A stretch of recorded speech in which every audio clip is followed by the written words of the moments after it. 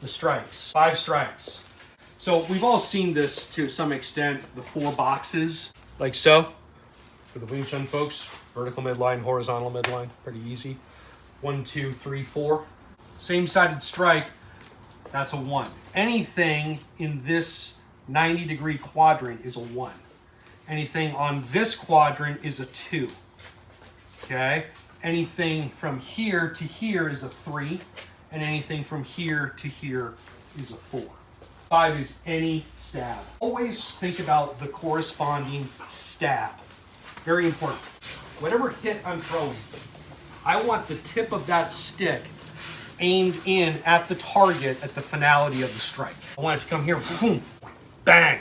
If I throw a number 2, boom, bang. With a 4 and come up empty, bang. Throw a 3, boom, bang.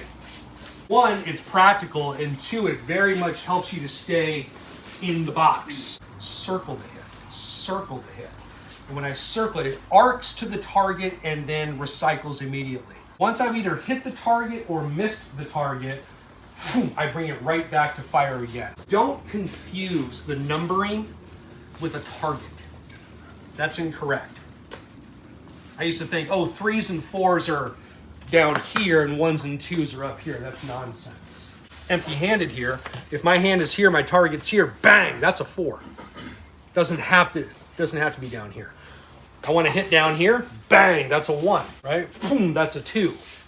So don't confuse 1s and 2s with high targets and 3s and 4s with low targets. It has to do with where the hit comes from. Last thing I was going to mention, we don't lock out the hits. Why don't we lock out the hits?